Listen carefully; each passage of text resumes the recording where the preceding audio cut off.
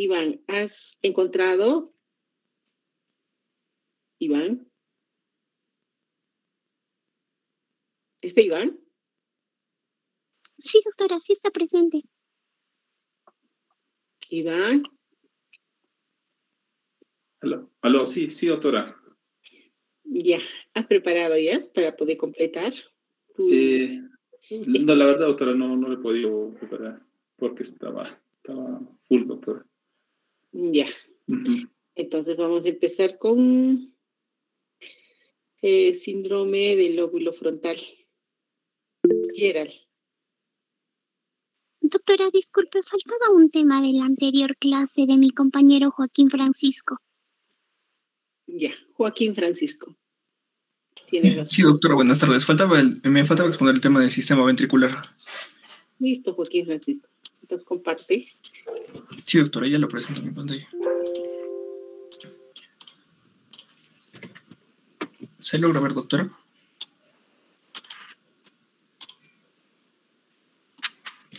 Sí, Francisco. Ya. Buenas tardes, doctora. Buenas tardes, compañeros. En esta oportunidad les voy a presentar una pequeña revisión acerca de la anatomía y del sistema ventricular del cerebro, así como algunos datos importantes sobre el líquido cefalorraquídeo. El sistema ventricular va a ser el conjunto de cavidades ubicadas dentro del encéfalo que comunican entre sí y contienen el líquido cefalorraquídeo.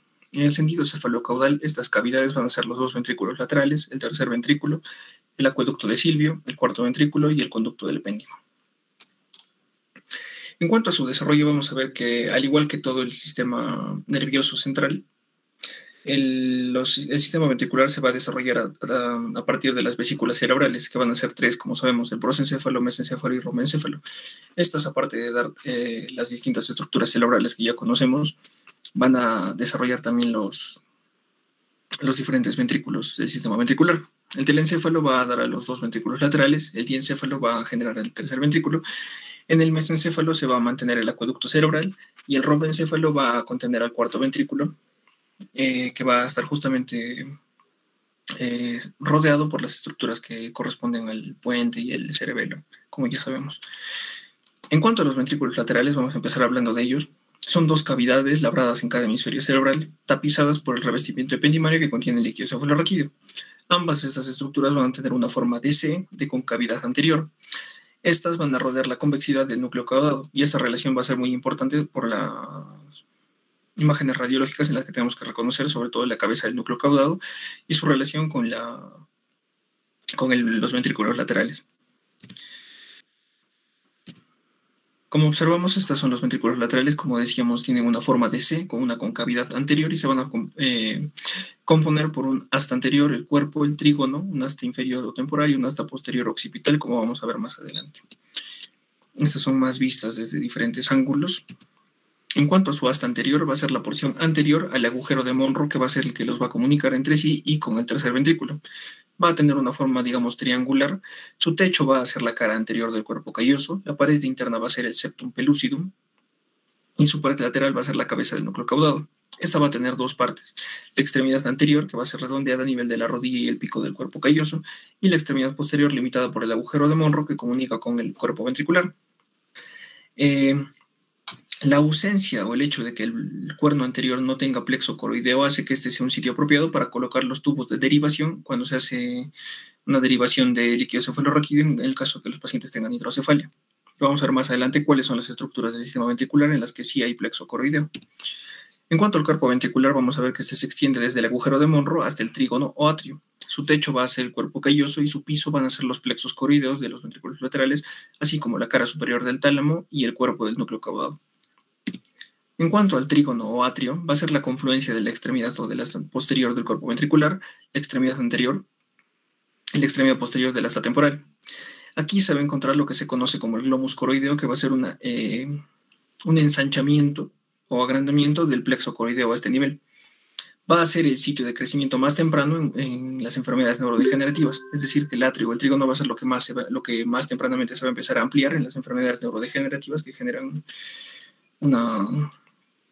como sabemos, una pérdida de la estructura normal de las cavidades internas del cerebro.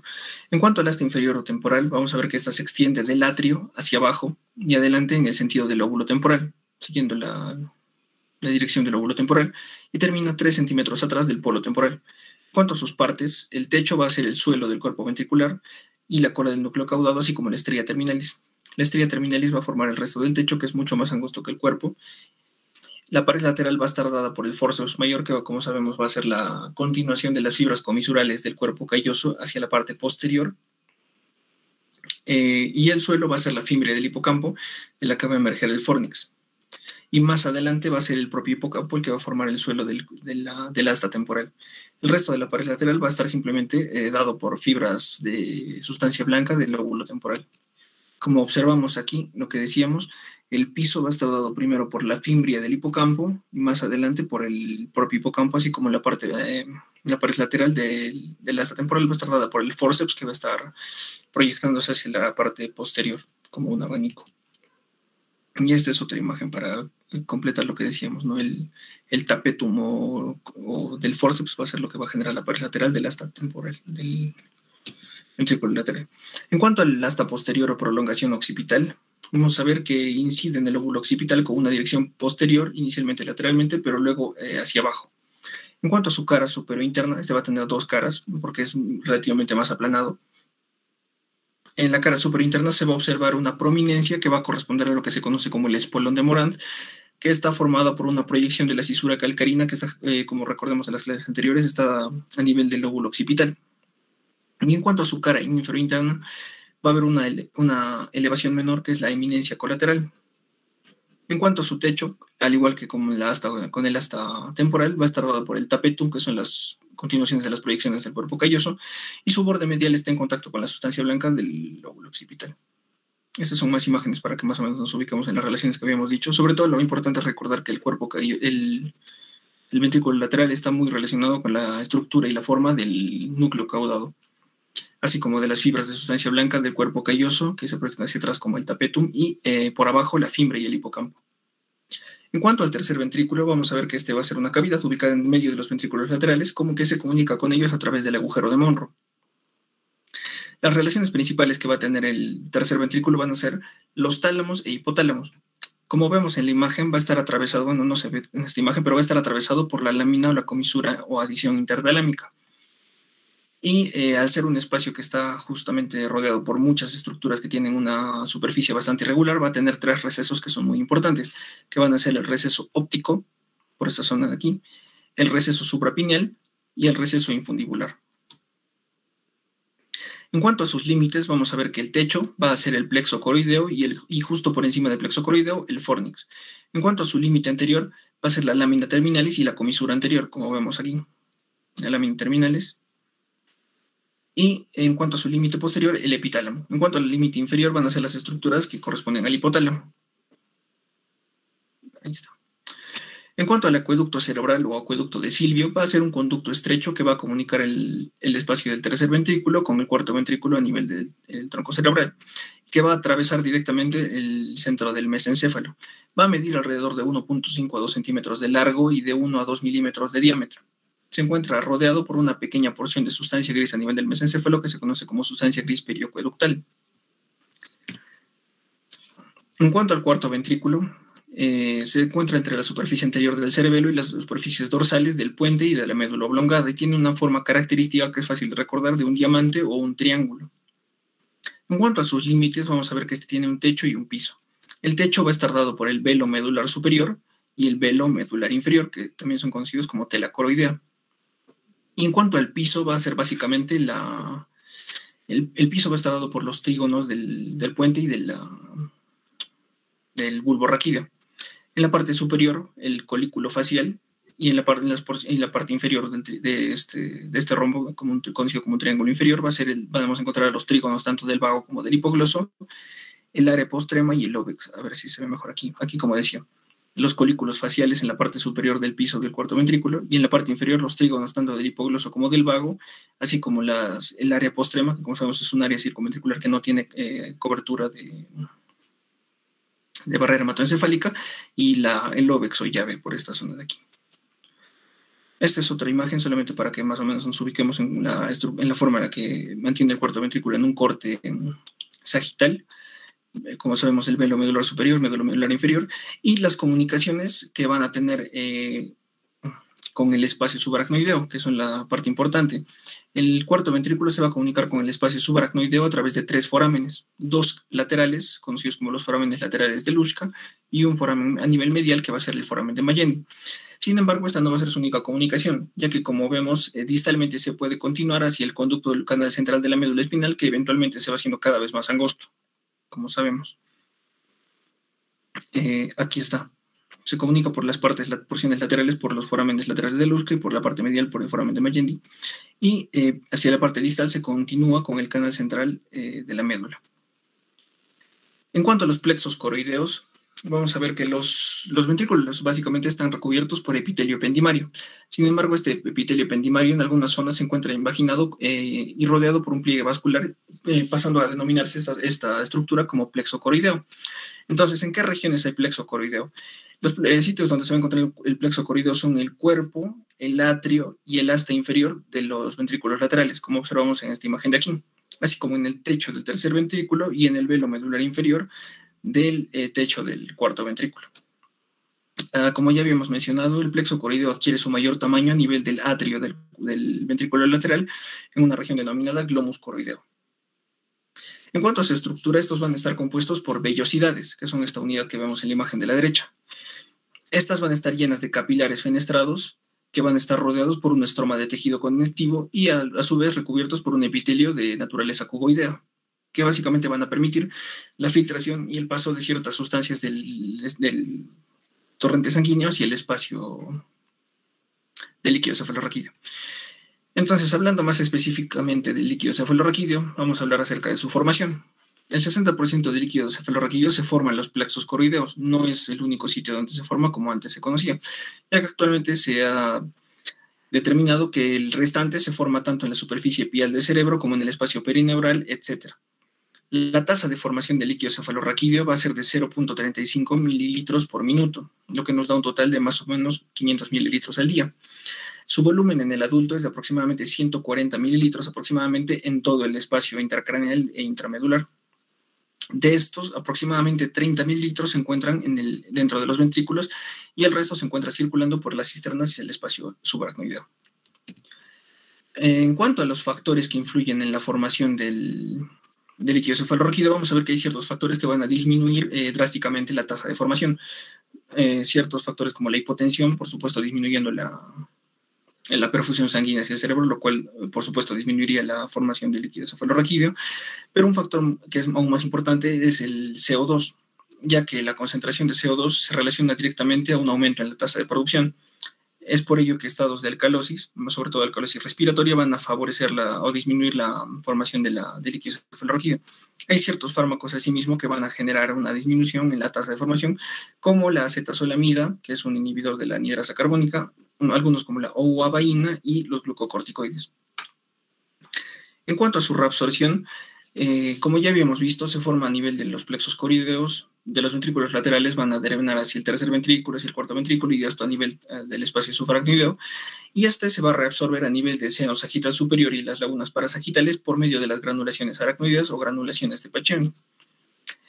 En cuanto a las funciones que cumple el líquido cefalorraquídeo, va a ser principalmente un amortiguador tanto físico como químico. Amortiguador físico porque sostiene el peso del cerebro y actúa como un amortiguador en cuanto al movimiento o desplazamiento de la masa encefálica dentro de la cavidad craneana, facilitando o disminuyendo el impacto en el caso de traumatismos. Y asimismo un amortiguador químico, ya que provee un ambiente químico muy estable que se mantiene en su estado sin cambios a pesar de que haya cambios notorios en la composición química del plasma. En cuanto a las características químicas del líquido cefalorraquídeo, vamos a ver que su color debe ser transparente, como cristal de roca, que es la denominación que nos suelen decir siempre. Debe tener un pH más o menos neutro de 7.3, una glucosa de 60 aproximadamente. Las proteínas deben ser, como sabemos, de menos de 45. La celularidad, lo ideal sería que no haya células, pero lo normal es entre 0 y 3. Y la composición electrolítica es el sodio de 138 mil equivalentes por litro, el cloro de 119, potasio de 2.8, como vemos es una composición similar a la del plasma. En cuanto a la presión del líquido cefalorraquídeo, que es importante para los estados de hipertensión intracraneana, su presión de salida debe ser de 18 a 20 centímetros de agua. Y eso sería todo. Gracias.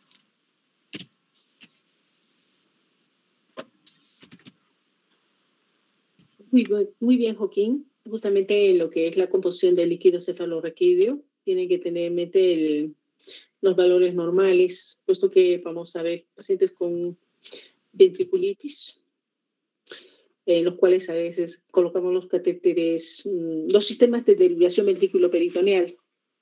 Entonces, a veces suele infectarse, hacen ventriculitis, tenemos que retirar todo este sistema de derivación. Bueno, esto vamos a verlo posteriormente. ¿Alguna pregunta para vuestro compañero Joaquín?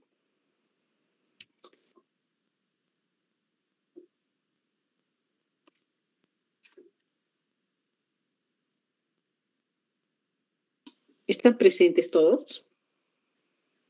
Creo que han salido varios de los compañeros. ¿Quiénes han salido? Yo veo 43 presentes. Son ustedes 49 alumnos. 7 alumnos no están presentes. ¿Dónde están? ¿Quiénes son?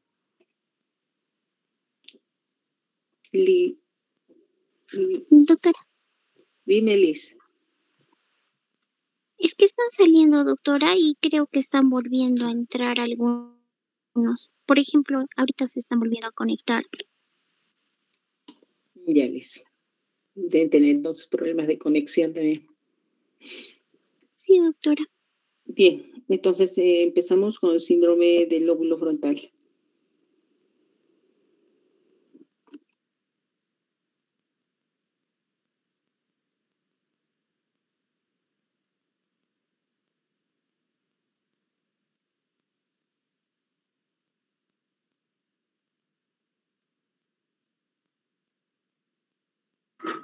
¿Aló, doctora?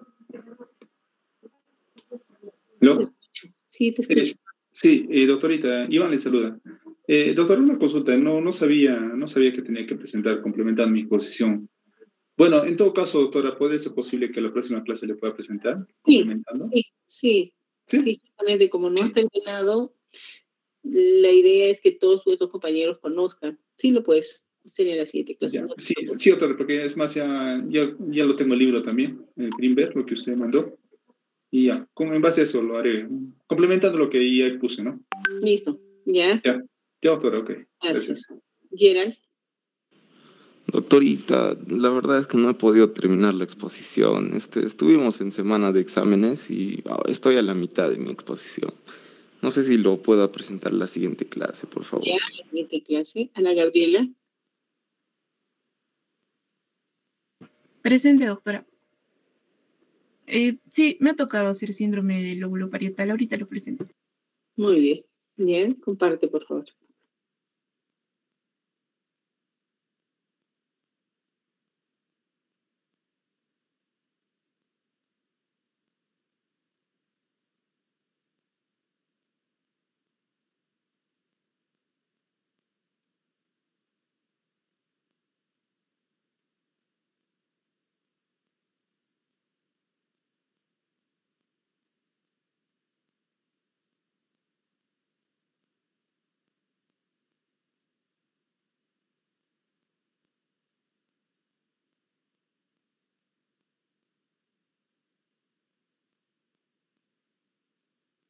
Doctora, ya se puede observar.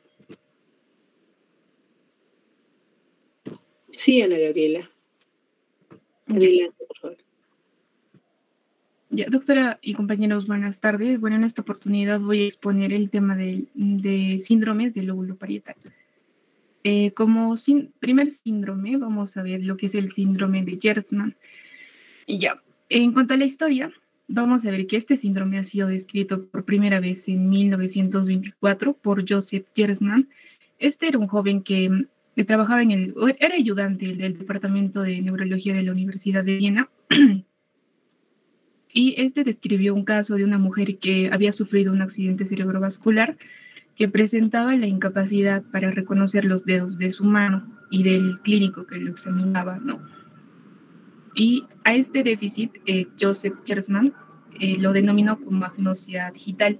Posteriormente, encontrando otros casos, y de forma muy similar al caso original, Gerstmann encontró una frecuente asociación de el déficit que había encontrado, que sería la agnosia digital, asociado a otros signos, como son la desorientación de izquierda a derecha, acalculigrafía, que más adelante lo voy a describir. Entonces es ahí que nace, ¿no?, esta tetrada de signos que llevan el nombre de síndrome de Gerstmann. En 1930, Gerstmann realiza una descripción completa de este síndrome y menciona que todos los pacientes que tenían dicha sintomatología neuropsicológica presentaban en común lesiones que tenían que estaban localizadas en el lóbulo parietal dominante y más específicamente en el área angularis, en la circunvolución angularis. Ahora, como un dato adicional, en un principio se creía que Gerstmann fue el primero, ¿no?, en denominar este déficit de la agnosia digital. Sin embargo, ya se dice que se menciona que ya en 1888, o sea, antes, Jules Badal ya había descrito este signo en una mujer que había acudido a emergencias, que tenía eclampsia severa. Tenía convulsiones, coma, anemia y también mostraba la agnosia digital asociada a varios signos, ¿no?, que pertenecen a la tétrada del síndrome de Gerstmann. Y bueno, en sí estos 4 signos generalmente no siempre van a aparecer juntos. Y es por esto que se ha generado como cierta controversia, ¿no?, sobre la especificidad o incluso la existencia de este síndrome. Por el otro extremo, ya también hay otros autores que, a discrepancia de los anteriores, mencionan que este síndrome de Gerstmann debía ser considerado como un signo patognomónico de una lesión parietal del hemisferio dominante.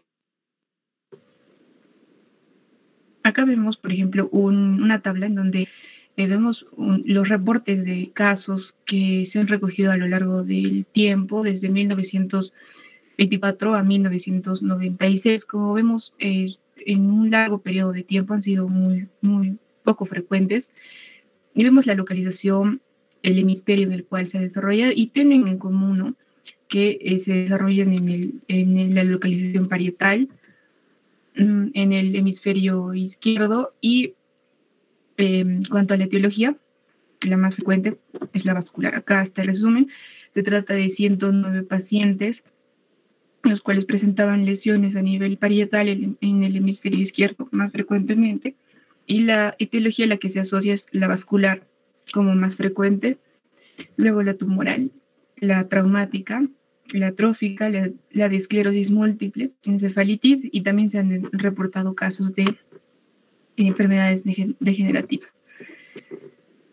Entonces, como concepto podemos mencionar que el síndrome de Gerstmann es una entidad neuropsicológica y neurológica que es poco frecuente, que afecta al lóbulo parietal derecho, específicamente en la zona, en el giro angular, ¿no?, que corresponde al área 39, que sus funciones, como sabemos, se trata de la comprensión del lenguaje escrito y hablado, habilidades del cálculo, matemáticas, entre otras. En cuanto a su incidencia, es difícil de estimar, ya que no se cuenta con estudios específicos, pero se menciona, ¿no?, que oscila entre 1 a 10 casos por cada 100 millones a nivel mundial. Y en cuanto a la etiología, la causa más frecuente es la vascular, la que está asociada a infartos o embolismos cerebrales localizados. En sí, cualquier lesión que se produzca en lo que es lesiones que afecten el territorio de irrigación de la arteria cerebral media. Luego, como segunda causa está la tumoral, luego los traumatismos y otras, ¿no?, que ya les mencioné. En cuanto a la clínica, está formada por esos 4 signos que les mencioné al inicio. La agnosia digital como signo central, se podría decir, que consiste en la imposibilidad de reconocer los dedos de la mano. Acalculia como la incapacidad para contar o hacer operaciones matemáticas sencillas. La agrafía como alteraciones en la capacidad de expresar las ideas a través de la escritura. Y la desorientación de izquierda a derecha, es decir, que el paciente tiene dificultad para nombrar o señalar el lado derecho e izquierdo de los objetos, incluyendo las partes, ¿no?, del cuerpo, ya sea del paciente como del examinador. La agnosia digital, bueno, esta se va a definir como la falta de habilidad para reconocer, identificar, diferenciar, nombrar, seleccionar y señalar los dedos de forma individual, bien sea de la propia mano del paciente o de otras personas. Este se considera que es un defecto parcial, puesto que el paciente identifica de forma inconsciente los dedos de la mano, pero al momento en el que se le pregunta qué dedo es, no es incapaz de reconocerlo. Ahora, los dedos que están más afectados en lo que es en su reconocimiento son los 3 dedos de la zona media de la mano, el dedo índice, el dedo medio y el dedo anular. Y otra cosa también es que los pacientes no son conscientes de sus errores y por tanto no hacen ningún esfuerzo para corregirlos. En cuanto a si es bilateral o unilateral, frecuentemente es bilateral, pero también se han descrito casos de unilateral. Y que creo que sería lo más importante, que la agnosia digital es consecuencia de una lesión parietal izquierda, muy frecuentemente, y no tanto, muy raro, en una lesión parietal derecha. Ahora, es importante también que al momento de diagnosticar la agnosia digital, el paciente se descarte, mejor dicho, otros déficits como el déficit sensorial o motor primario que pueda distorsionar, ¿no? Este diagnóstico, perdón. Ahora, en esta imagen podemos ver es la resonancia magnética de un paciente masculino de 63 años que tenía como antecedentes patológicos la miocardiopatía dilatada. Este paciente una mañana presenta de forma súbita pérdida de la conciencia. Se le realiza lo que es la resonancia magnética en la secuencia FLAIR y se observa, como vemos, como indican las flechas rojas, una imagen hipodensa en la secuencia FLAIR en la región parietal izquierda compatible con una lesión isquémica. Se le realiza a este paciente la evaluación neuropsicológica y se halla los 4 signos que incluyen este síndrome: la agnosia digital, la grafía acalculia, la confusión de derecha a izquierda, ¿no? Y se hace el diagnóstico de lo que es este síndrome. Acá vamos a ver un video en el que se van a observar los cuatro signos, ¿no? Se le dice al paciente que escriba su nombre.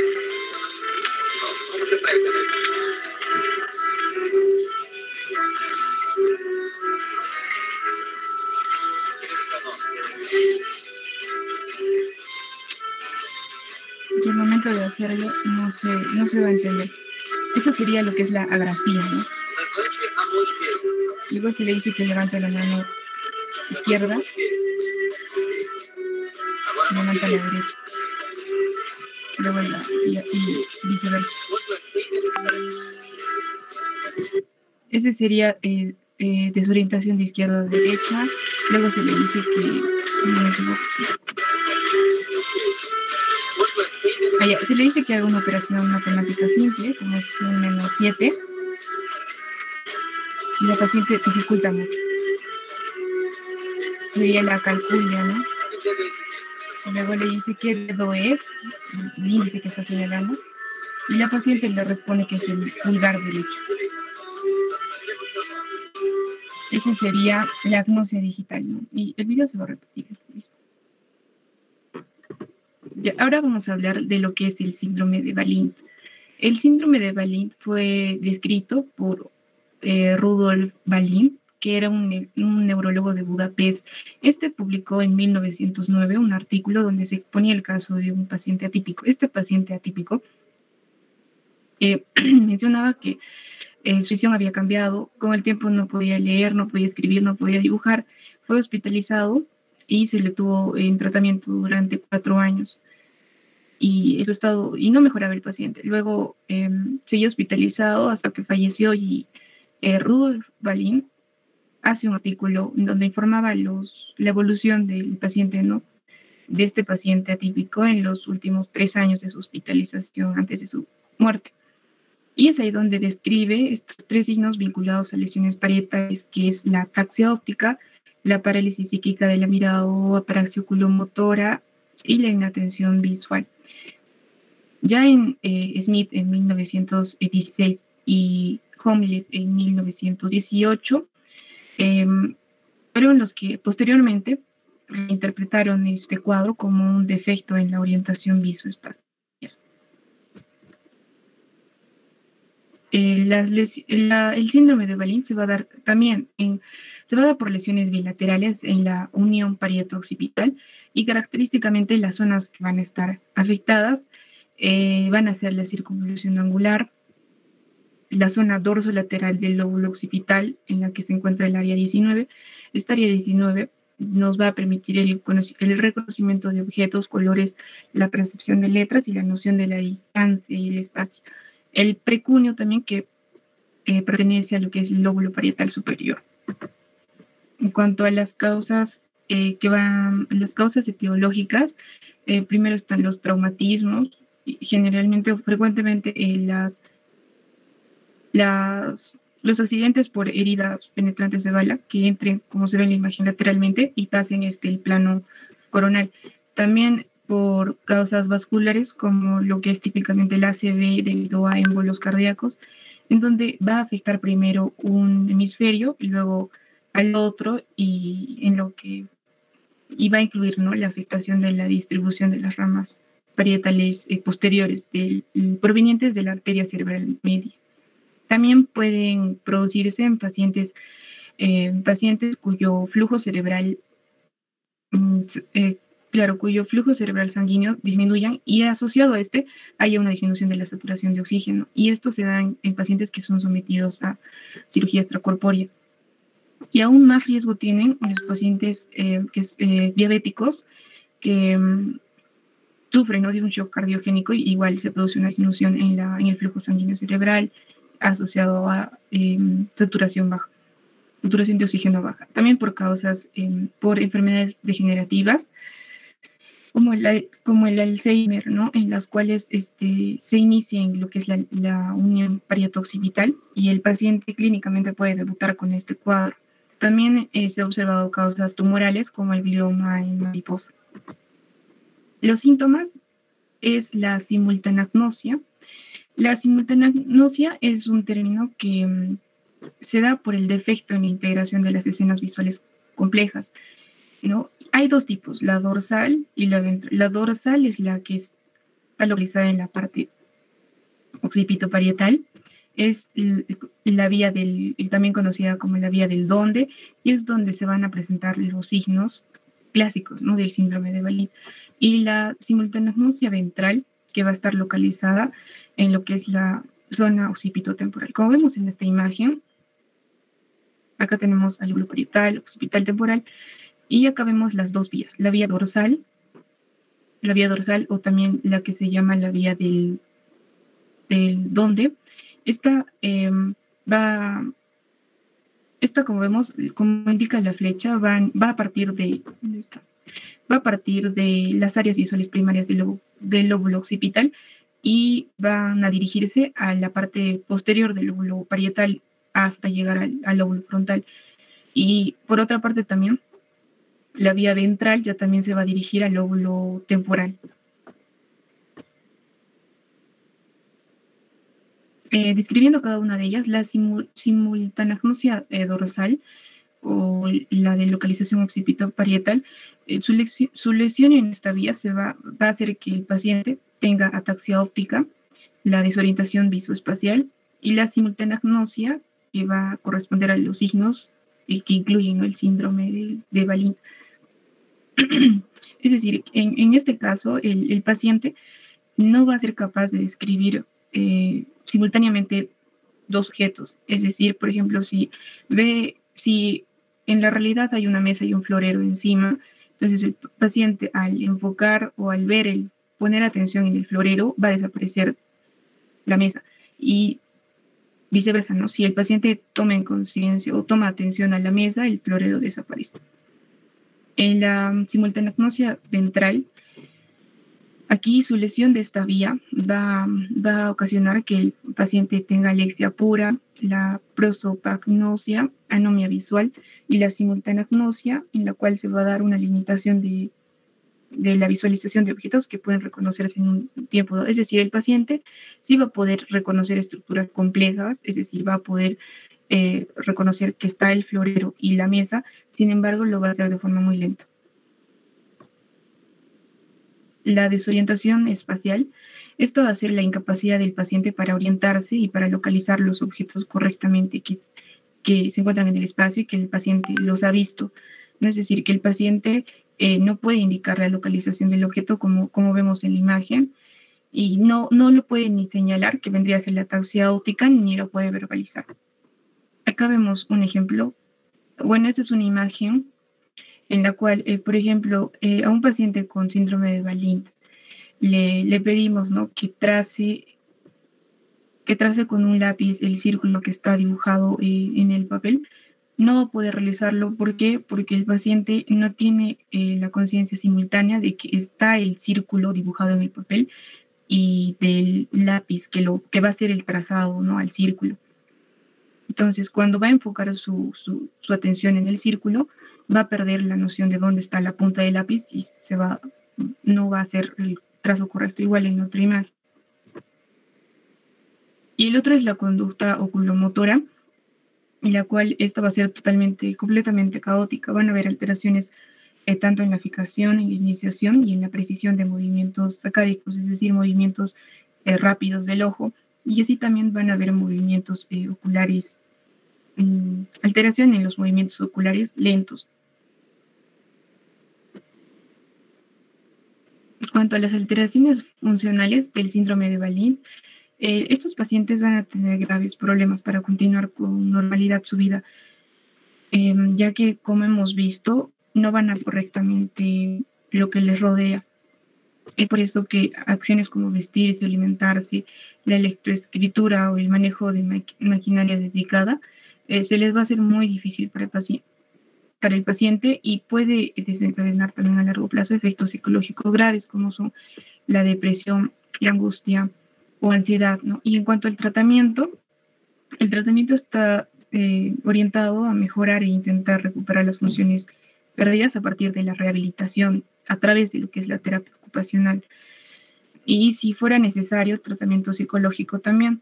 Es posible en esos pacientes lograr un cierto nivel de recuperación. Sin embargo, va a depender mucho el tipo de lesión, lo que lo ha ocasionado y también el estado de las neuronas que está dañado. Acá vamos a ver un video en el que también se van a observar los tres signos.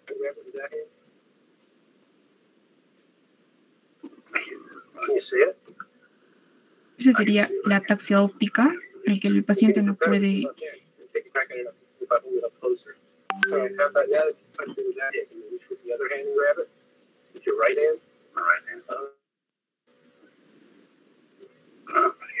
sí reconoce cuál es el lado derecho e izquierdo, pero no se ubica en el espacio para detectar el otro objeto. No se evidencia el video. Ahora sí. Allá. Ahora sí. Ya. Can you see it? I can see what I can do. You seem to do better with your left hand. Take a crack at it if I move it up closer. All right, how about that? Touch it with that hand. Can you reach with the other hand and grab it? El paciente no puede alcanzar el objeto. All right, hand. Yeah.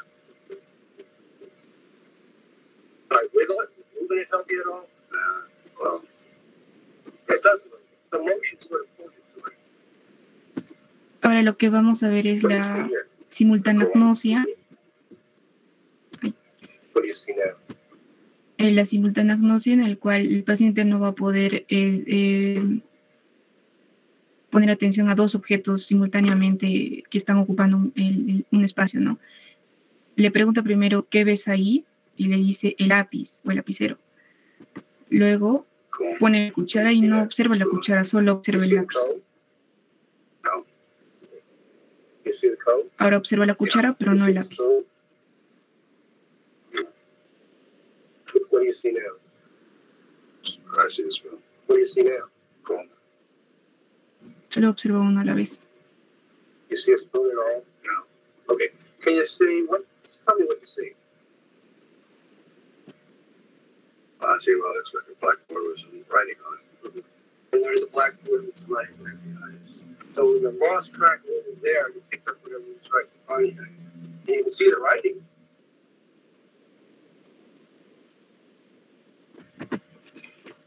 Eso sería todo, doctora.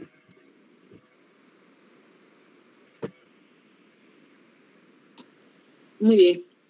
Entonces, concluimos que en el síndrome de Herrmann, más que todo la lesión se ve a nivel del hemisferio dominante. Lo más importante, ustedes se pueden dar cuenta rápido porque confunden principalmente los zurdos, ¿no? Los zurdos que andan equivocados en la derecha con la izquierda. Sí, pero no tienen todo, ¿no? La agnosia digital, la calcule, sino una desorientación leve. No lo van a considerar como una lesión a nivel parietal. En cambio, en el síndrome de Valin sí hay lesiones en los dos niveles, ¿no? A ver. Ana Gabriela. ¿El síndrome de Valin presenta lesiones en los dos hemisferios o solamente en el dominante? De acuerdo a la revisión que has realizado. En los dos, doctora. Lesiones bilaterales justo en lo que es la unión occipito-parietal. ¿Y cómo saber cuál es el dominante o cuál es el no dominante? ¿Cómo podemos saber? En el síndrome de Valin. Así es. O sea, un paciente diagnosticas que tiene el síndrome de Valin. ¿Cómo podemos ubicar si está en el lado derecho, o en el hemisferio derecho o en el hemisferio izquierdo?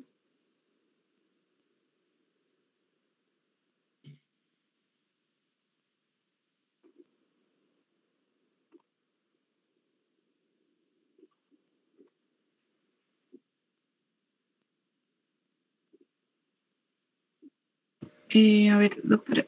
Muestra las diapositivas del síndrome de Valin. ¿Le muestro? Sí, por favor.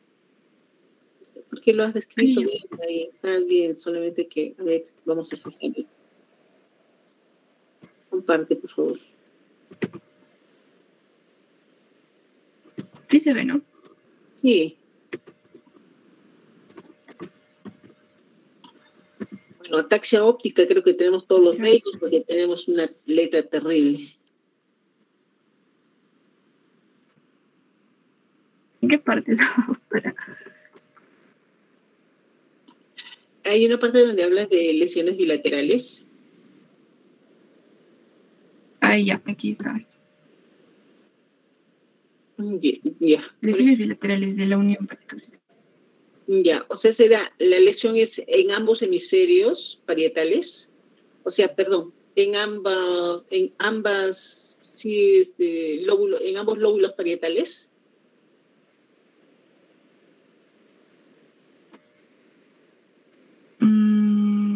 Ahí las lesiones bilaterales. Sí, doctora. En ambos lóbulos, o sea, la lesión es más que todo. Muy bien, eso es lo que quería que aclares. Porque hay lesiones a nivel solamente del hemisferio dominante y también del hemisferio no dominante. Bueno, vamos a acotar aquí el síndrome sensitivo cortical. ¿Dónde se da más que todo este síndrome sensitivo cortical? Se da en el área donde se encuentra la mano. Recuerdan ustedes que habíamos ubicado el giro postcentral, en el cual el área de la mano dijimos que presentaba 3 rodillas, inclusive se pone una letra omega, ¿no? Que está próximo al área motora. Entonces allí está ubicado el área de la mano. Entonces, en un síndrome sensitivo cortical, los pacientes van a presentar déficits sensoriales. Por ejemplo, hay pérdida o la presencia de pérdida de la sensación de posición y de la sensación de movimientos pasivos, en este caso del del hemicuerpo contralateral. También vamos a encontrar incapacidad para localizar estímulos, sean táctiles, térmicos y dolorosos. También encontramos asterognosia, ¿no? Que es la incapacidad para determinar el tamaño, la forma de los objetos. Y la agrafestesia, que es la imposibilidad para interpretar los números escritos sobre la mano. Entonces, esto también hay que tomar en cuenta cuando ustedes evalúen al paciente. Muy bien. ¿Alguna pregunta para vuestra compañera? Está quedando todo claro, ¿no? Lesión a nivel, más que todo, lóbulo parietal es de nivel sensitivo cortical, ¿ya? No olvidar, por favor, cuando hay lesiones, como les estoy mencionando ahorita, ¿no? La presencia de asterognosia, grafestesia, pérdida de la discriminación de 2 puntos, entonces un paciente posiblemente presente una lesión a nivel del hemisferio dominante, principalmente de la mano. ¿Alguna pregunta? No. Entonces está claro. Y continuamos con el síndrome de Foster-Kennedy. Doctora, discúlpeme, ¿lo podría presentar mi compañera Alejandra? Es que los chicos que le anteceden no lo tienen listo todavía, doctora. ¿Quiénes no tienen listo? Los 1, 2, 3, los 3 que siguen, doctora. Por eso estaba conversando con mi compañera Alejandra Díaz para que ella lo pueda presentar su exposición. ¿Rubén Joaquín no lo tiene listo? No, doctora.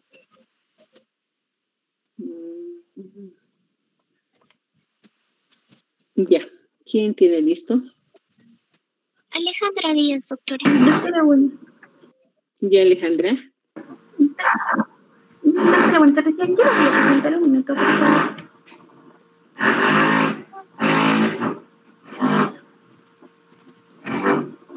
Se logra ver la pantalla, ¿verdad? Así es. Se logra ver la pantalla. Ya, doctora, buenas tardes, compañeros, buenas tardes. Continuando las exposiciones, yo les voy a hablar de lo que viene a ser el síndrome de Benedict. Bueno, este síndrome de Benedict fue descrito por primera vez en 1889 por lo que viene a ser Maurice Benedict, que era un médico que vio que una serie de síntomas característicos en 3 pacientes, los que eran lo que vendría a ser una parálisis oculomotora del mismo lado, tenía también lo que viene a ser una hemiparesia contralateral y también que tenían lo que viene a ser temblores contralaterales. Este síndrome, entonces, poco a poco fue descrito por más doctores. Entonces, vamos a ver que mediante la autopsia que se realizó en estos pacientes, se vio que principalmente el síndrome de Benedict viene a ser un daño específico del mesencéfalo. Este daño específico del mesencéfalo. Doctora, ¿me puede dar un minutito, por favor? Sí, estamos.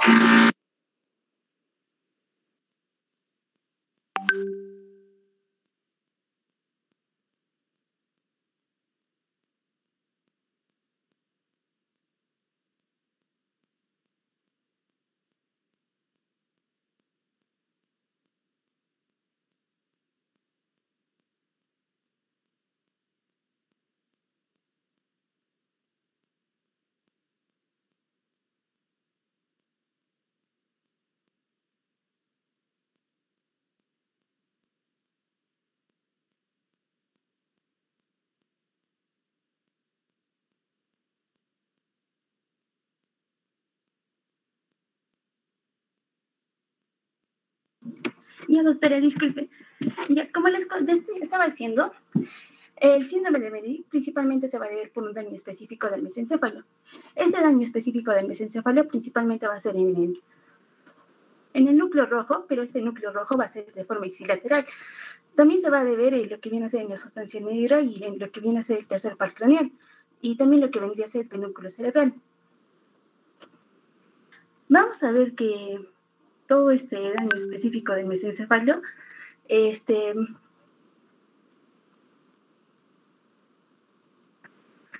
va a involucrar una serie de síntomas, lo que viene a ser una parálisis del nervio oculomotor, pero de forma ipsilateral. Entonces también vamos a ver que va a estar acompañado de una hemiparesia contralateral y lo que viene a ser una ataxia cerebelosa.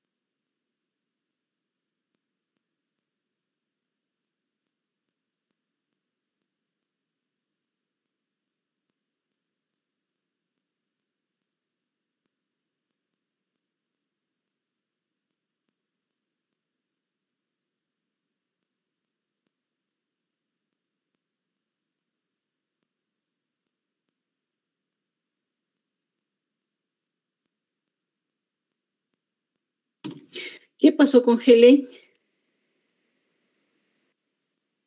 Desapareció de la faz.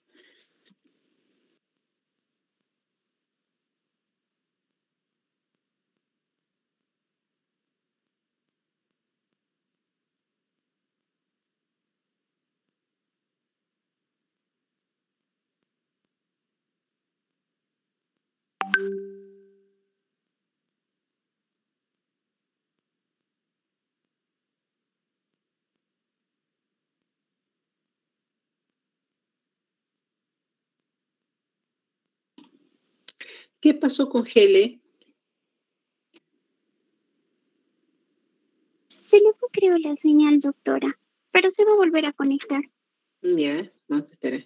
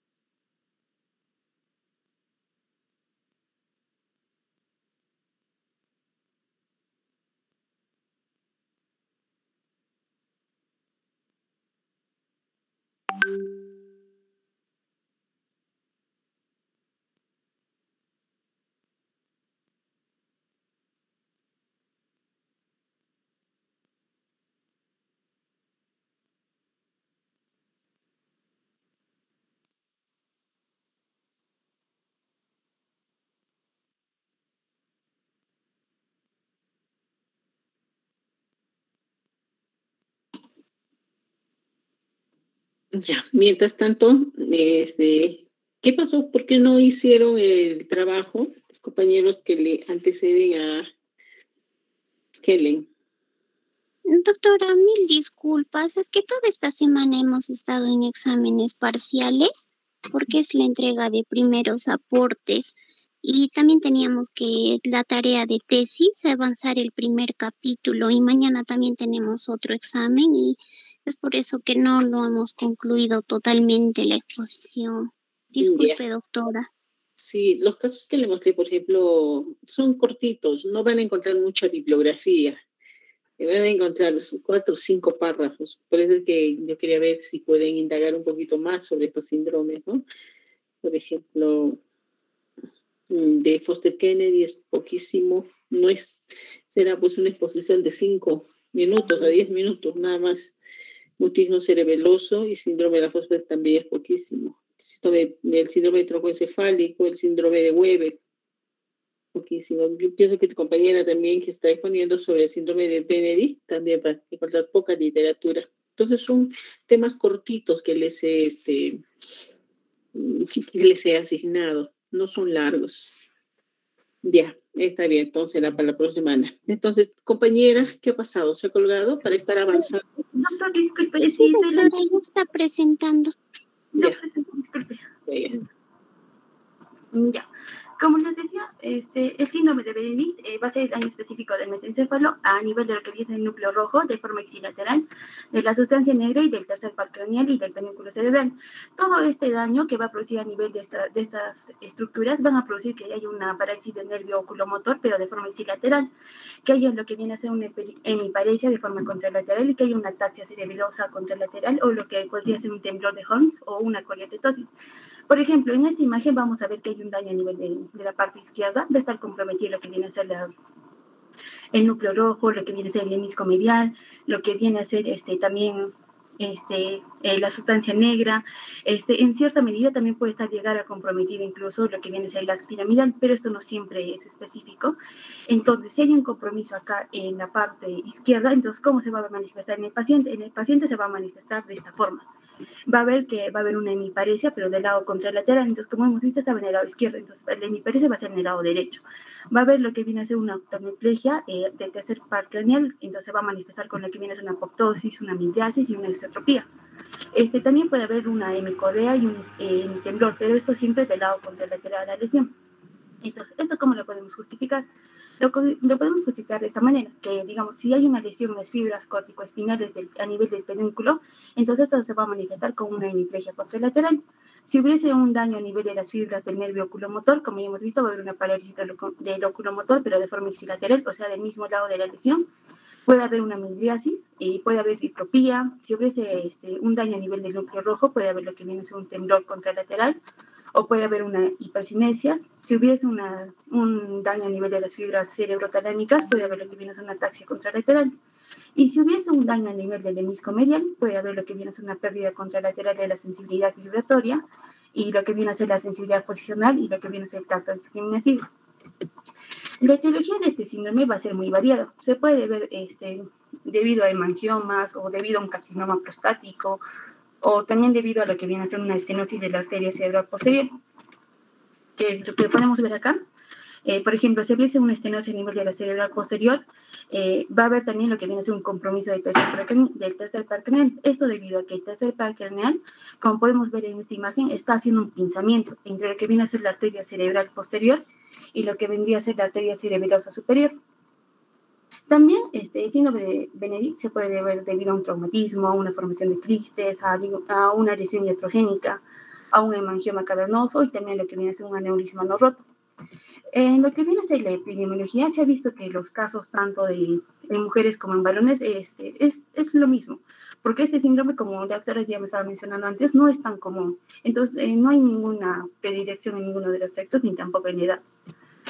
A nivel de la fisiopatología, vamos a ver que el mesencéfalo, como ya estaban explicando mis compañeros, va a estar entre lo que viene a ser el diencéfalo y también entre lo que viene a ser romboencéfalo. Entonces vamos a tener vamos a poder dividir el mesencéfalo en lo que viene a ser una placa alar y una placa basal. En lo que nos referimos a la placa alar, nos vamos a referir en la zona más dorsal, que va a estar comprendida más que todo por el tectum, y acá vamos a poder mencionar que va a estar los colículos, tanto los colículos superiores como los colículos inferiores. Cuando nos hablamos de los colículos superiores, hablamos más que todo de que va a estar relacionado con la visión, a diferencia de lo que vienen a ser los colículos inferiores, que van a estar relacionados más que todo con la audición. Ambos colículos van a formar lo que viene a ser la lámina cuadrigémina. Pero también vamos a tener lo que viene a ser una placa basal. Esta placa basal va a estar relacionada más que todo con la parte ventral y se va a relacionar con lo que viene a ser el tegmentum. Entonces, también podemos tener otra división que va a ser la forma transversal y la forma longitudinal. Entonces, en la forma transversal vamos a tener el tegmentum y el tectum. Como ya hemos visto, el tectum era la parte dorsal y el tegmentum viene a ser la parte ventral. Longitudinalmente, como ya estamos explicando, vamos a tener los colículos, tanto superiores como los inferiores. Acá vamos a ver más que todo, por ejemplo, acá, si nos guiamos con lo que viene a ser la sustancia periacueductal, vamos a ver, haciéndolo de forma más ventral, lo vamos a dividir en lo que viene a ser en 6 estructuras, en lo que viene a ser el núcleo de Edison-Westphal, en lo que vendría a ser el núcleo oculomotor, en lo que vendría a ser, el fascículo longitudinal medial, lo que viene a ser el núcleo rojo, lo que viene a ser la sustancia negra y lo que viene a ser los pedúnculos. Entonces vamos a ver para qué sirve cada una de ellas. Por ejemplo, lo que viene a ser el núcleo de Edison-Westphal va a estar relacionado un poco más que todo con la visión. Entonces, si llega a producirse un daño a nivel de este núcleo, entonces el paciente va a tener una midriasis o va a tener una dificultad en la acomodación de la mirada. Eso debido a que este núcleo va a suministrar lo que viene a ser va a tener un suministro parasimpático a lo que vendría a ser el esfínter iris y también a lo que viene a ser el músculo ciliar. Lo que viene a ser el núcleo oculomotor, que es el que está de A, que es el de acá, vamos a ver que como ya sabemos, va a inervar a 4 de los 6 músculos que van a permitirnos hacer los movimientos oculares, que son el recto interno, el recto superior y el recto inferior, y lo que vendría a ser el oblicuo inferior. Además de esto, vamos a tener que este núcleo va a inervar lo que viene a ser el músculo elevador del párpado. Entonces, si este llega a ser afectado, va a causar que haya un daño a nivel de la pupila y también se puede manifestar con una apoptosis. Y esto va a causar que haya una mirada hacia abajo y lo que viene a ser una mirada hacia afuera. En lo que viene a ser el tercero, que va a ser el fascículo longitudinal medial, vamos a ver que se va a encargar de integrar lo que viene a ser los movimientos oculares y esto de los diferentes nervios craneales, como lo que viene a ser el tercero o el cuarto y el sexto. Entonces, si esto se llegara a dañar, va a producir lo que viene a ser una hemiplegia internuclear, pero esta se va a ver enmascarada debido a que va a haber una parálisis del oculomotor. En lo que vendría a ser la sustancia el núcleo rojo, que va a tener este color por la gran cantidad de hierro y también porque tiene una gran vascularización.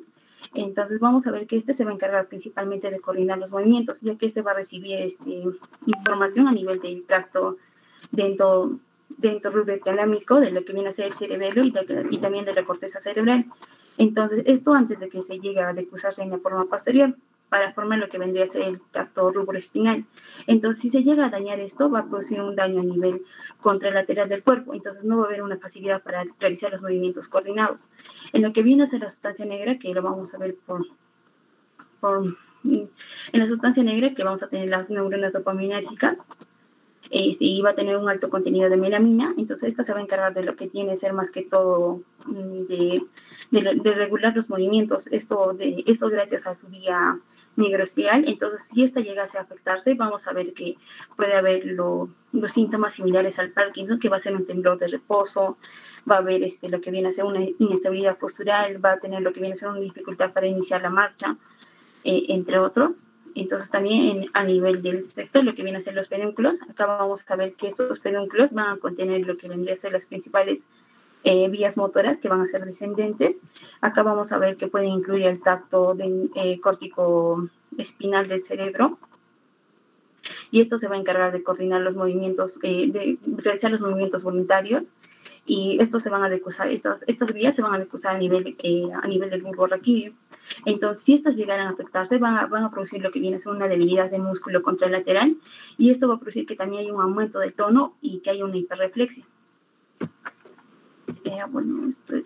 Y también si se llegase a afectar lo que vendría a ser el hemisco medial, entonces esto nos va a producir que haya una hemianestesia, que se va a manifestar esto a nivel de la parte contralateral.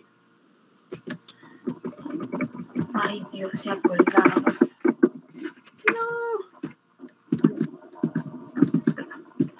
Bueno, al nivel de lo que viene a ser el diagnóstico, vamos a ver que en el diagnóstico principalmente nos vamos a basar en lo que viene a ser la historia y el examen físico. En la historia vamos a principalmente determinar los síntomas principales, vamos a ver la evolución de estos síntomas. También tenemos que preguntar el estilo de vida del paciente, tenemos que preguntarle su historial médico anterior, lo que viene a ser una historia familiar y lo que viene a ser si consume o no medicamentos, y también desarrollar lo que viene a ser un examen neurológico detallado. Entre estos debemos evaluar lo que viene a ser el signo de Babinski para ver si hay una afectación de la vía piramidal. Vamos a ver si el paciente también presenta los movimientos involuntarios, que van a ser de forma espontánea y principalmente van a ser el tipo coriotetóxico. Vamos a ver si el paciente presenta o no una hipertonía contralateral, y si hay lo que viene a ser la parálisis del nervio oculomotor, que va a ser de la forma ipsilateral, como ya hemos visto anteriormente. En lo que viene a la evaluación o para hacer el diagnóstico y de los exámenes auxiliares, vamos a evaluar los síntomas. Si estos síntomas aparecen de forma aguda, lo más recomendable es que nosotros pidamos una tomografía, ya que acá podemos estar nosotros sospechando de un ACV, entonces eso tenemos que descargarlo mediante lo que viene a ser una tomografía. Pero si, digamos, los síntomas aparecieran de forma insidiosa o poco a poco, entonces lo más recomendable es que nosotros pidamos una resonancia magnética, y esta debe ser con contraste. Por ejemplo, esta resonancia magnética es de un niño de 12 años que presentó un trauma cerebral. Este trauma fue secundario a un accidente. Entonces se le pidió lo que viene a ser la resonancia magnética del cráneo, donde se vio lo que viene a ser una contusión hemorrágica de aproximadamente de 1 por 1.2, en la que viene a ser la porción ventral del tegmento mesencefálico, que va a estar a nivel derecho. Entonces va a abarcar lo que viene a ser acá, como vemos en la imagen de acá, va a abarcar el núcleo rojo, va a abarcar las fibras del nervio oculomotor, va a abarcar también la sustancia negra. Entonces vamos a ver que la parálisis del nervio oculomotor, entonces si está en forma derecha, también va a ser de forma derecha. En cambio, los movimientos, la hemiplegia, la hemiparesia van a estar al lado contrario, entonces van a estar en la parte izquierda. En esta tomografía, por ejemplo, en la porción A, vamos a ver que va a haber una hemorragia local en lo que es el tegmento mesencefálico derecho, que va a corresponder más que todo a una lesión de hiperintensa en lo que viene a ser un LAT2, y va a tener un patrón de restricción secundaria a las evidencias de la misma. Vamos a ver en la figura de que esta va a manifestar más que todo una lesión mesencefálica. Esta tal vez sea debido a las fuerzas de la aceleración y desaceleración que se originaron en el traumatismo. En lo que viene es el manejo, va a depender, como ya hemos visto, hay diferentes etiologías, entonces va a depender principalmente de la patología subyacente. Por ejemplo, en el caso de que el paciente tenga un cavernoma mesencefálico, lo más recomendable es que nosotros hagamos una incisión quirúrgica. Si el paciente tuviese un aneurisma de la arteria cerebrosa, entonces lo más recomendable es que tengamos un clipaje aneurismático, y si tuviese, digamos, un temblor de Holmes, que este va a ser presentado de forma insidiosa, lo más recomendable es que nosotros hagamos una estimulación cerebral profunda. En todos estos casos, lo más aconsejable es que el paciente tenga una neurorehabilitación, ya que todos los síntomas que hemos visto pueden perjudicar de gran medida lo que vienen a ser los estilos de vida del paciente, entonces van a perjudicar que este paciente desarrolle sus actividades cotidianas. Entonces, por eso se les aconseja hacer una neurorehabilitación. En lo que viene a ser los diagnósticos diferenciales, vamos a tener que va a haber múltiples diagnósticos diferenciales, como lo que viene a ser el síndrome de Weber y el síndrome de Clauder, estos dos principalmente, y también podemos mencionar lo que viene a ser el síndrome de Naegeli. Principalmente el síndrome de Weber va a ser que el paciente va a tener una parálisis oculomotora de forma ixilolateral, también puede tener una hemiparesia de forma contralateral, igual que el síndrome que estamos estudiando.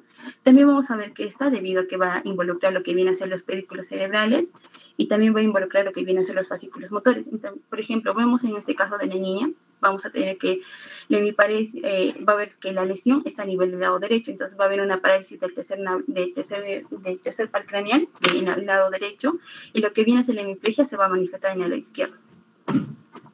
En lo que vendría a ser el síndrome de Clauder, vamos a ver que más que todo va a tener una parálisis oculomotora, va a tener también lo que viene a ser una ataxia contralateral. Esto se va a manifestar mediante movimientos anormales que van a ser contralaterales. También puede tener lo que viene a ser una correa, un temblor o un balismo. Esto más que todo en el síndrome de Clauder va a ser debido a que va a haber una afectación del tracto dentro rubrotalámico, y también de lo que vienen a ser los fascículos oculomotores. Finalmente, lo que viene a ser el síndrome de Nordhalmer, principalmente va a ser debido a que va a haber una parálisis, se va a manifestar, en una parálisis oculomotora, y también lo que viene a ser una ataxia de las extremidades de forma ipsilateral. Esto debido también, como hemos visto, como podemos ver en esta imagen, debido a que va a haber una afectación del pedúnculo cerebroso superior, y también de lo que viene a ser el techo del mesencéfalo, como lo que podemos ver en la imagen de acá, en la imagen inferior. Bueno, eso sería todo. Gracias.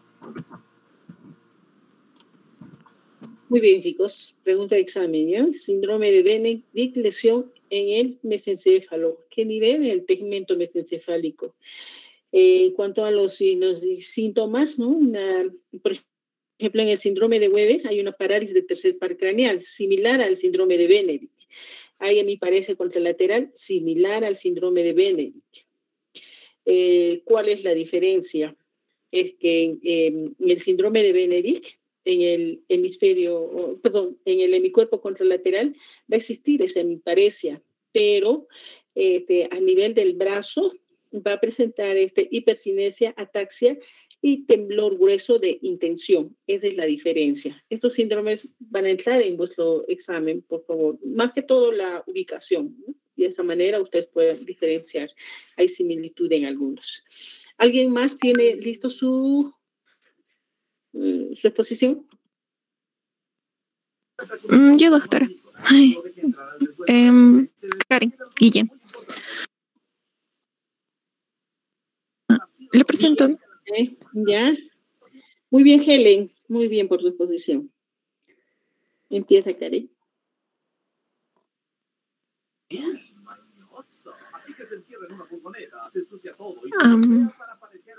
Se puede ver, ¿verdad?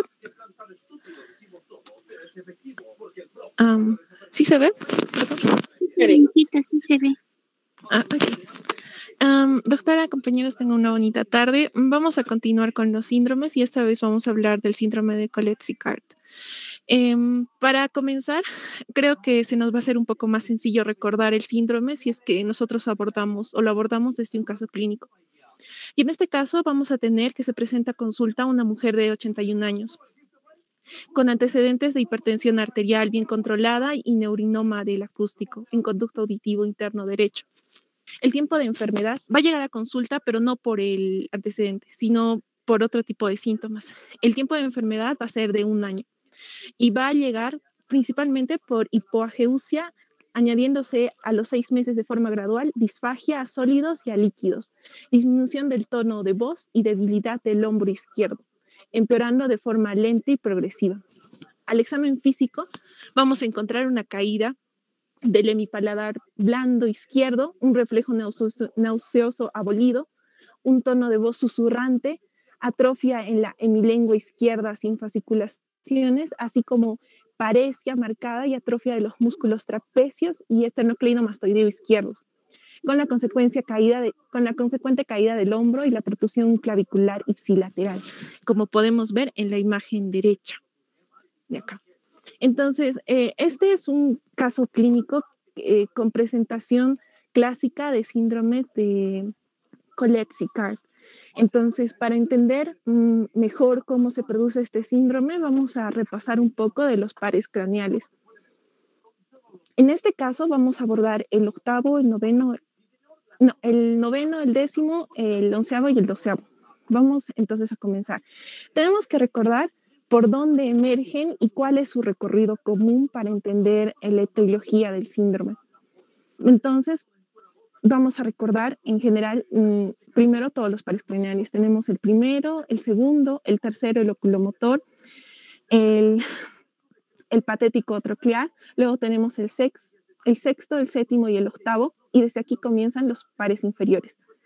El noveno o glosofaringio, el vago, décimo, el 11º accesorio y el 12º que sería el hipogloso. En la imagen derecha tenemos una imagen anatómica, entonces nos ubicamos, estamos a nivel del cerebelo y vamos a ver cuáles son las emergencias de los pares craneales. Tenemos la emergencia del par noveno, el décimo y el 11º. Y creo que no se ve el 12º. Y recuerden las otras estructuras adyacentes. Ahora, voy a hacer mi idea era hacer un repaso de los nervios de la manera clínica y también asociada a recordar un poco de las fibras. Entonces vamos a comenzar con el que es el noveno, el glosofaringio. El nervio glosofaringio tiene fibras que van a ser principalmente de 2 tipos, aferentes y eferentes. Aferentes que van a llegar y eferentes que van a salir. Dentro de las aferentes vamos a tener primero la somática general, que va a dar sensibilidad al tercio posterior de la lengua, a la mucosa de la faringe, amígdala y tuba auditiva. Visceral general, que se va a encargar de la sensibilidad subconsciente del seno carotídeo. Y la visceral especial, que va a proporcionar el gusto o la sensación de gusto al tercio posterior de la lengua. Mientras que eferentes, un eferente visceral general va a ser para la inervación parasimpática de la secreción de la glándula parotídea y una eferente especial motora, que principalmente se va a encargar de lo que es la inervación de lo que es el estilo faríngeo. Ahora, quizás así no podamos recordar, pero ¿qué deberíamos pensar o cuál es la clínica que deberíamos encontrar en un paciente que tiene dañado el glosofaringio o tiene algún daño que afecta la función del glosofaringio? En este caso, los pacientes principalmente van a perder la sensibilidad del tercio posterior, tanto gusto como sensibilidad, pero esto generalmente no está bien determinado en los pacientes. O sea, por ejemplo, si nosotros ahorita perdemos la sensibilidad y el gusto del tercio posterior, probablemente no nos demos cuenta hasta que se vayan sumando más síntomas, porque hay un grado de compensación y porque solo es una parte del tercio. Los dos tercios anteriores tienen otro tipo de inervación. Entonces, ¿pero qué deberíamos esperar? Pérdida de la sensibilidad del tercio posterior. Ahora, hay también inervación de la tuba auditiva y de la amígdala. Tenemos también la sensibilidad de lo que es la secreción de la parótida. También ese es un signo que nos podría guiar a poder encontrar patología relacionada. Y es bastante difícil, no es tan común evaluar lo que es el músculo estilofaringio, pero por eso podemos encontrar esta clínica en común. Pasando, vamos a tener al nervio vago. El décimo nervio va a tener fibras que son motoras, sensitivas y parasimpáticas.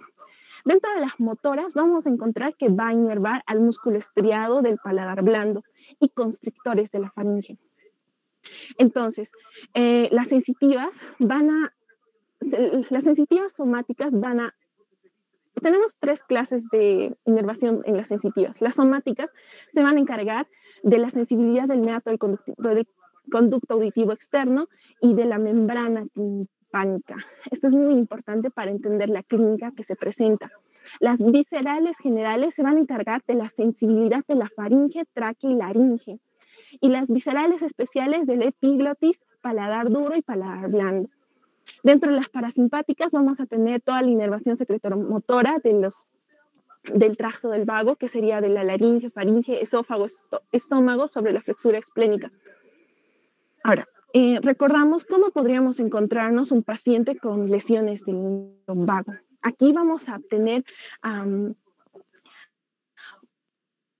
bastantes signos, como por ejemplo, va a haber una disfagia, porque hay una inervación de los constrictores de la faringe.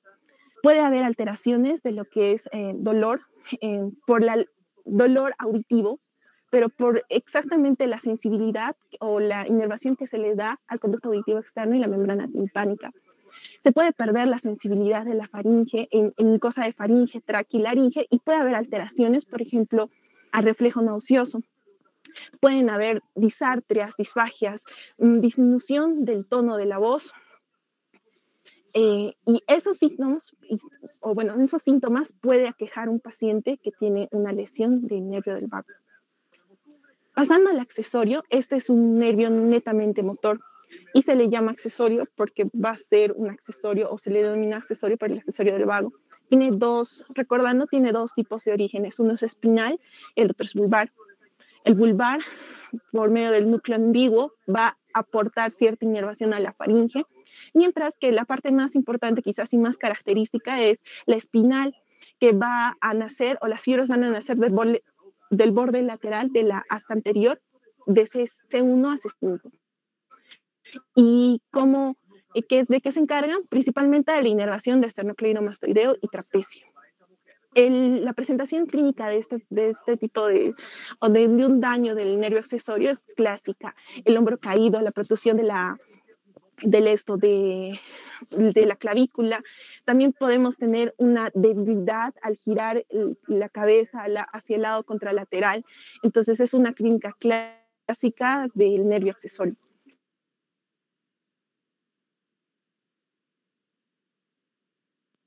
El hipogloso tiene una inervación somática aferente y va a encargarse de la inervación de los músculos extrínsecos de la lengua, excepto el palatogloso, que está inervado por el vago. Ahora, tenemos que recordar cuál es el trayecto. Entonces, el 9º, 10º y 11º van a salir, el 9º, 10º y 11º van a salir por el agujero rasgado posterior o el agujero yugular, como vemos acá.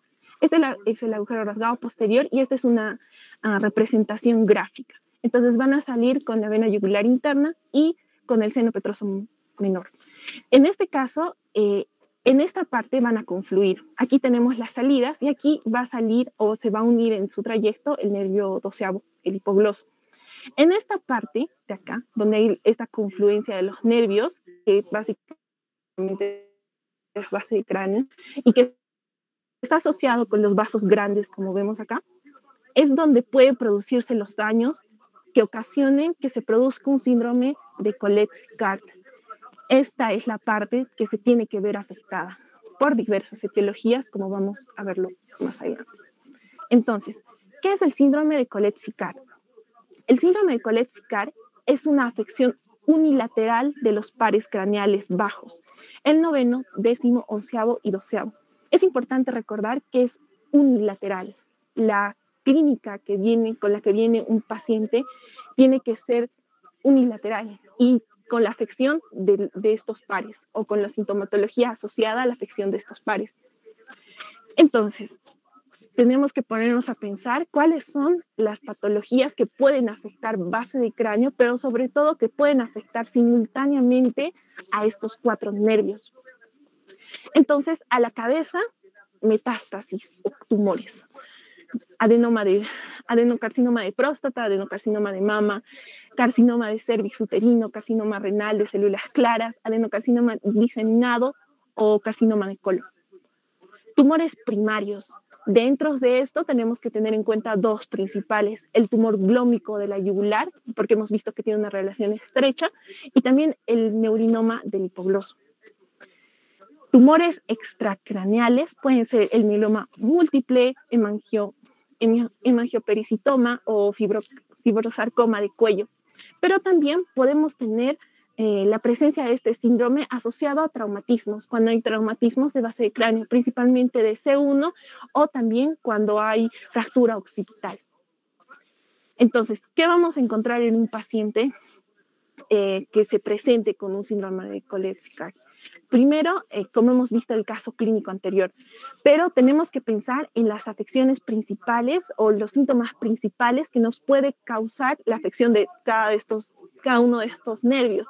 En este caso, podemos ver, por ejemplo, si hay afección del hipogloso, va a haber una atrofia de los músculos intrínsecos del lado afectado.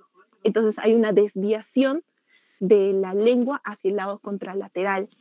Si hay una afección del accesorio, vamos a ver esta caída clásica de hombro, una protusión de la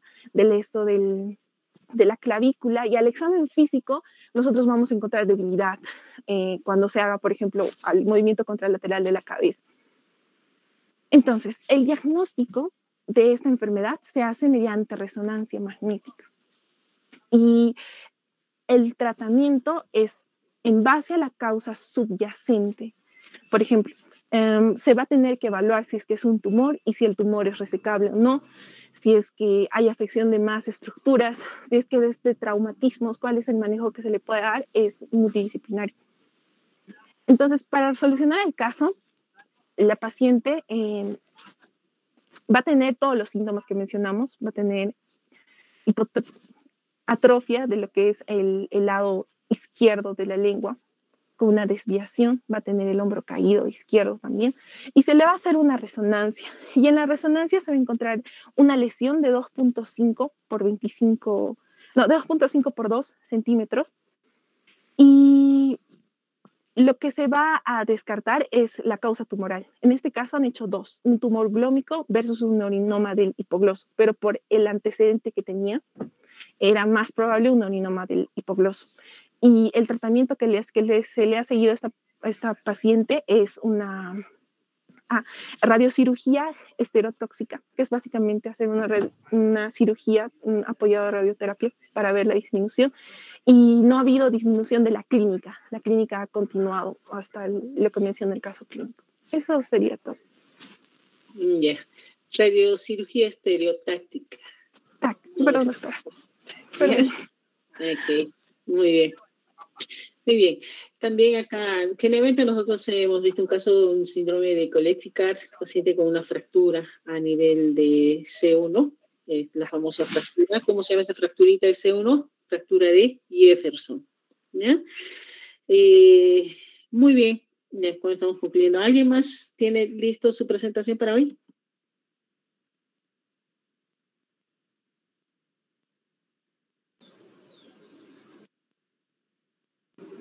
Yo, doctora. Muy bien, Karen. Ya mi doctora. No, Karen también, ha hecho muy bien, sus posiciones están muy buenas. Ya. Así es. Ya, Yamit.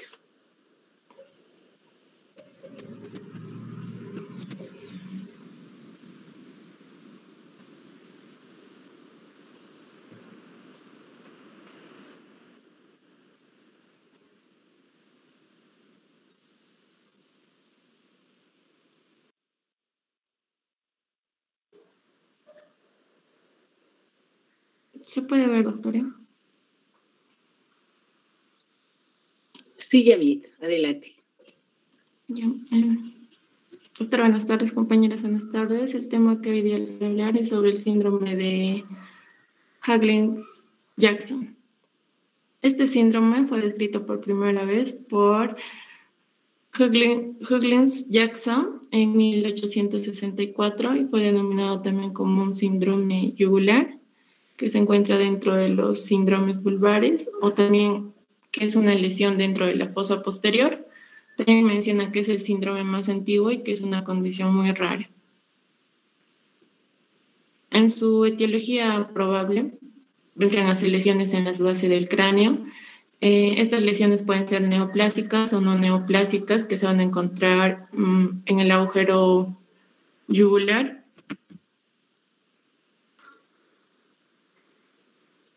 Que lo vamos a ver acá. En las cuales va a afectar, ¿no?, al nervio glosofaríngeo, el nervio vago y el nervio accesorio, incluso a la vena yugular interna. También mencionan que se podría extender afectando también al conducto del hipogloso, en el cual está el nervio del hipogloso, ¿no? La causa principal vendría a ser un tumor benigno o maligno. Se han encontrado casos como el meningioma, que es un tumor extraaxial, el más común en las meninges, un 20%, que tuvo síntomas similares a este síndrome. Entre otros, podrían ser los paragangliomas o los schwannomas. En cuanto a las manifestaciones, más que todo se va a destacar para la parálisis unilateral del paladar blando, laringe, esternocleidomastoideo, trapecio y de la lengua. Aquí vamos a ver una disfunción de los nervios craneales que van a ser originados en los síndromes del agujero yugular. En cuanto al síndrome de Jackson, que va a lesionar más que todo el décimo nervio, el 11º y el 12º, el 10º con una parálisis de las cuerdas vocales y del paladar, en la cual va a haber una anestesia de faringe y laringe. En el del 11º, que va a ser el trapecio, que se va a encontrar débil, y del esternocleidomastoideo, y del 12º, que es la parálisis y atrofia de la lengua. Otros autores también describen como una parálisis glosopalatofaringea homolateral con hemiplegia cruciata, es decir, con el miembro superior homolateral y el miembro inferior cruzado. En la imagen se ve cómo está afectando a esos tres nervios, ¿no? Al 10º, al 11º y al 12º. Otros también mencionan que la parálisis de la hemilengua homolateral con hemiplegia cruzada. En cuanto a la historia, se dice que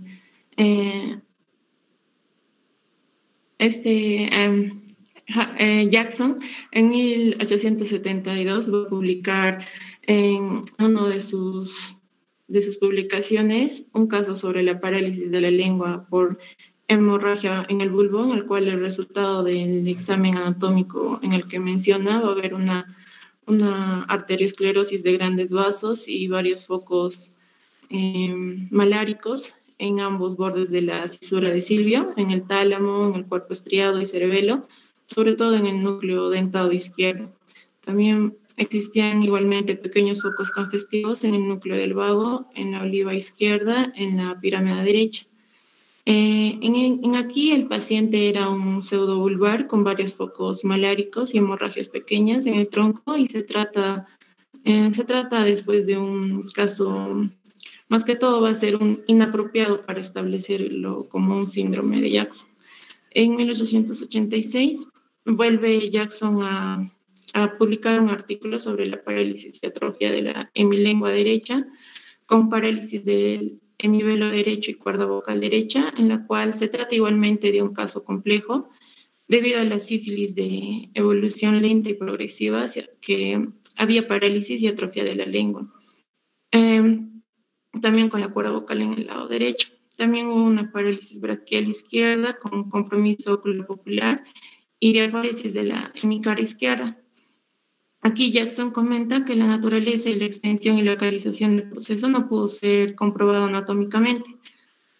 Se concluye que no se puede establecer sobre cuál de los casos se basa el síndrome. Ninguno de ellos es demostrativo, y lo único que se podría demostrar es con autopsia. Y acá van a tener múltiples lesiones. Por lo tanto, se concluye que establecer una verdadera descripción de este síndrome es una tarea ardua en la cual vamos a necesitar diferentes fuentes, y no han sido consideradas en excelentes, ya que tanto en los artículos de Jackson en 1930 y en 1958 no se han encontrado descripciones exactas. El diagnóstico más que todo es clínico de acuerdo al criterio, ¿no?, que les mencioné sobre las parálisis en cuanto al 10º y 11º y el 12º. Se pide también la resonancia magnética, la tomografía, la angiografía, la angiotomografía y la angioresonancia, más que todo para estudiar la vena yugular y el grado de la invasión de la carótida interna. El tratamiento va a ser cirugía o radiocirugía, puede ser un abordaje quirúrgico retromastoideo, suboccipital o infratemporal, puede ser una craniectomía transcondilia con ligadura del seno sigmoideo a nivel bulbo yugular o una resección macroscópica subtotal, que es el resultado más común. Todos estos para evitar la lesión de los nervios cerca del tumor o masa y en el agujero yugular. Eso es todo.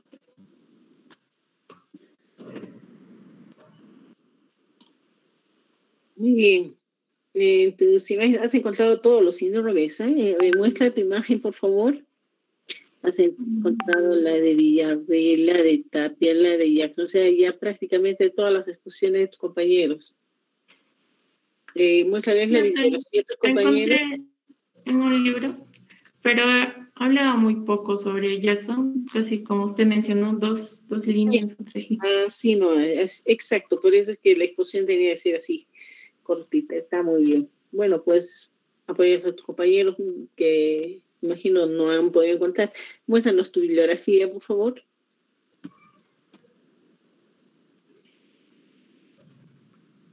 Esa imagen la saqué de el libro del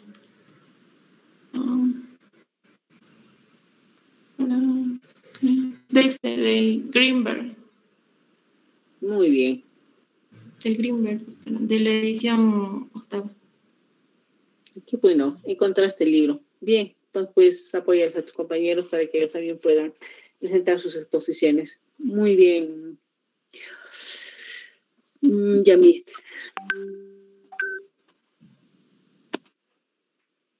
Entonces, como ustedes han podido apreciar, ¿no? O están apreciando lesiones a nivel del bulbo, lesiones a nivel del mesencéfalo. Estamos estudiando más que todo la parte de troncos. Y bueno, chicos, entonces acá nos quedamos. Nos vemos el viernes. Tendrán 10 minutos más para poder estudiar. Me dijeron que tienen examen mañana, ¿no? Ya, chicos, que tengan un buen fin de semana. Cuídense. Chao, chicos. Gracias, doctora. Gracias, doctora. Fin de semana. Chao, Un buen fin de semana. muchas gracias. También ustedes. Gracias, doctora.